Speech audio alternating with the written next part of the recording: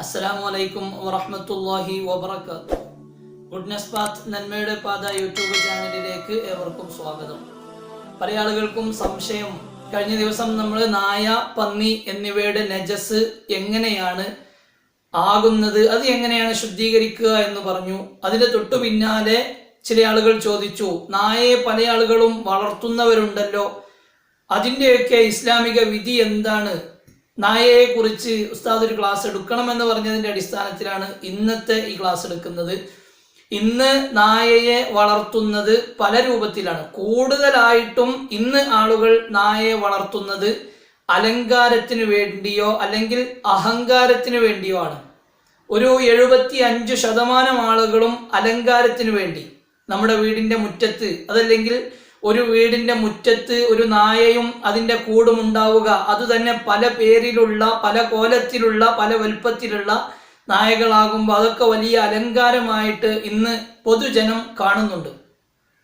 അതുപോലെ തന്നെ ചില ആളുകൾക്ക് മോർണിംഗ് വാക്കിനൊക്കെ പോകുന്ന സമയത്ത് അവർക്ക് ഒരു അലങ്കാരമായി കയ്യിൽ ഒരു കയറും ആ കയറിൻ്റെ അറ്റത്തൊരു നായയും ഉള്ള രൂപം കാണുന്നുണ്ട്. അത് തന്നെ ലക്ഷക്കണക്കിന് വില വരുന്ന നായകളൊക്കെയാണ് ചില ആളുകൾ വളർത്തുന്നത്.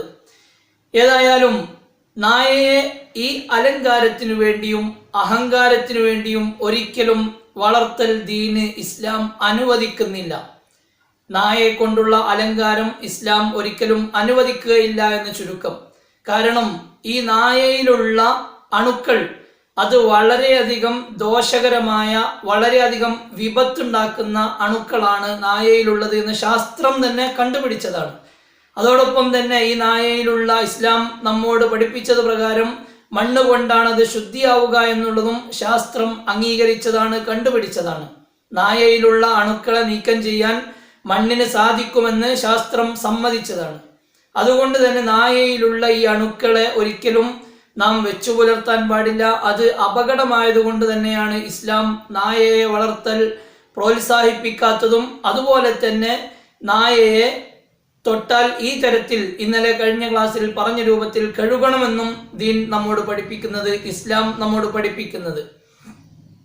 മറ്റൊരു കാര്യം, നായയെ വളർത്താൻ അനുവാദമുള്ള സന്ദർഭങ്ങൾ ഏതൊക്കെയാണ്?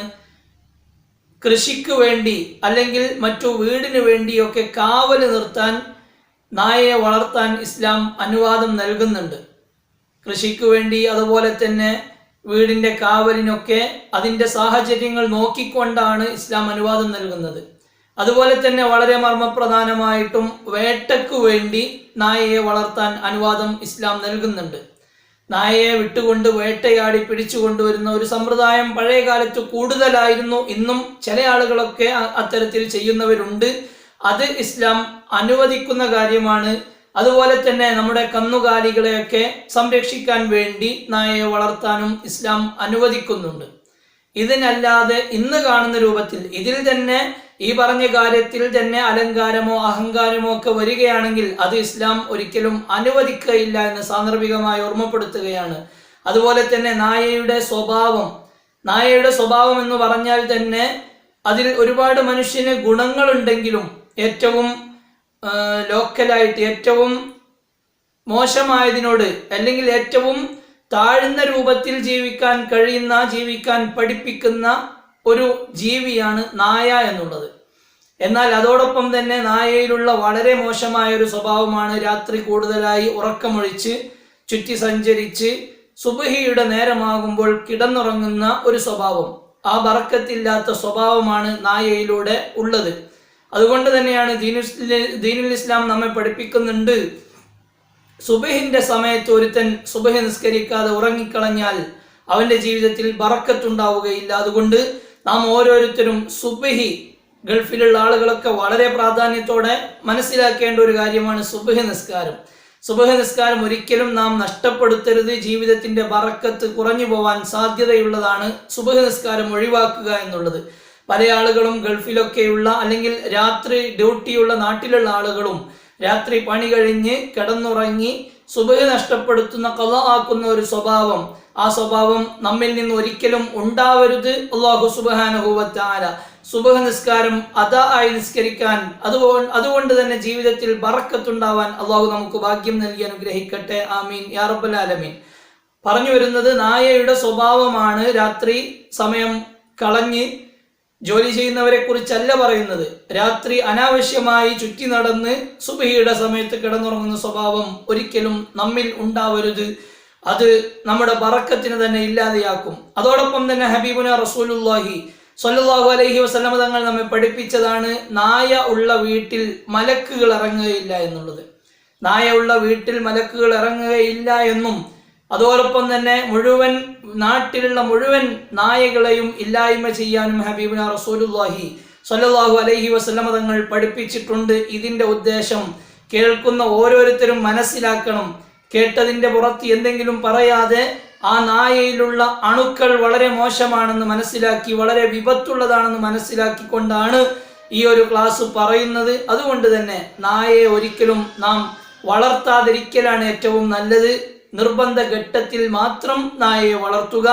നായയെ വളർത്തിയാലും ഇല്ലെങ്കിലും നായ തൊട്ടത് 7 തവണ നനവോടുകൂടെ തൊട്ടതാണെങ്കിൽ 7 തവണ കഴുകണം. നമ്മുടെ ശരീരത്തിലായാലും വസ്ത്രത്തിലായാലും മറ്റു എന്ത് സാധനത്തിലായാലും മണ്ണല്ലാത്തതിൽ മുഴുവൻ നായ തൊട്ടാൽ 7 തവണ കഴുകുകയും നനവോടുകൂടെ അതിലൊരു തവണ മണ്ണ് കലക്കിയ വെള്ളം കൊണ്ടാവുകയും വേണമെന്നാണ് ഇസ്ലാമിൻ്റെ പക്ഷം.